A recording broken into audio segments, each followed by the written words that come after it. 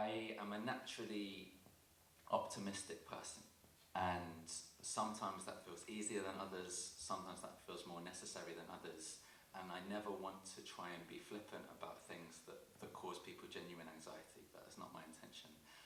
But one of my favourite stories is an old story, and it involves an elder explaining to a child, and they say there are two wolves within each of us.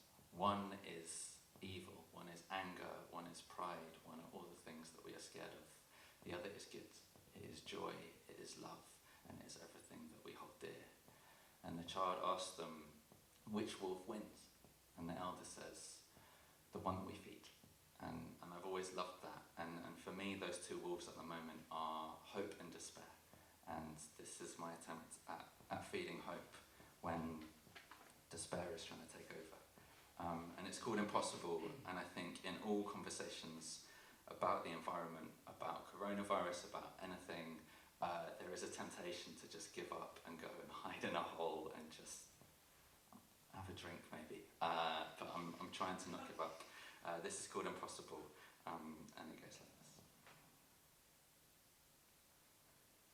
this. The truth is it's too easy to tell ourselves it is too hard.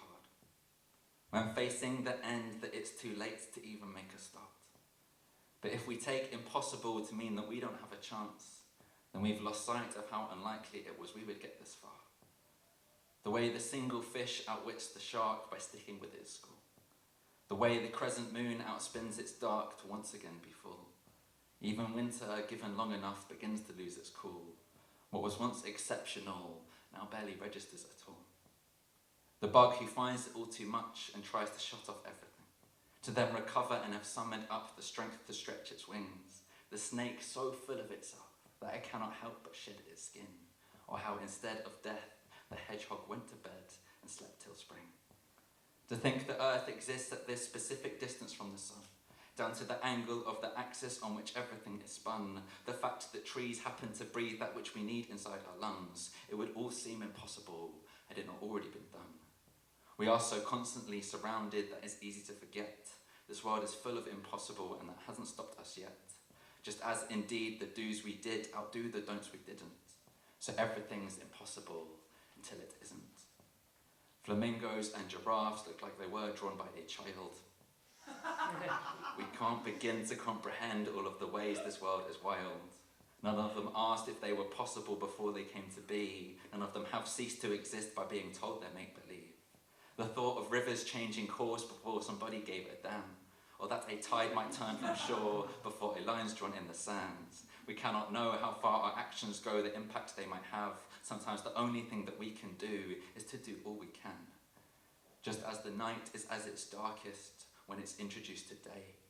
Just as the dry is at its harshest in the breath before it rains. It's easy enough to believe in something when it's all okay, but it's when times are at the hardest that it is hardest to have faith. And yet the wolf that survives is the one we're feeding the most. By making it through day to day, we see the seasons evolve. If there was never any doubt, there'd be no reason for hope. It could be too late to do anything. It sure as hell is if we don't. For something to be impossible does not mean it is the end. The most exciting part of that journey is what might happen next. Just as indeed the do's we did outdo the don'ts we didn't, so everything's impossible until it isn't. And when it's over, and we're no more than old bones within the ground, still the soil knows to grow its seeds from what is broken down. What is lost is always lost, until the moment it is found. It only ever goes one way, unless we turn things round. Because I am tired of the doom and gloom and self-fulfilling prophecies. I am trying to find room to bloom and self-fulfill the opposites. When it's an act of revolution to try stay remotely positive, there's nothing wishy-washy about opting to be optimists. Because the way we take in the world affects our decisions. There's giving it all you got, and there's you get what you're given. The only difference between fallen and yet to be risen is that somewhere down the line we let perspectives be shifted. Of course, there's so many before us who've inevitably failed. The reason we know this for sure is because they lived to tell the tale. Whether a brighter future is possible, we may not truly know, but the first step towards that future is imagining it so.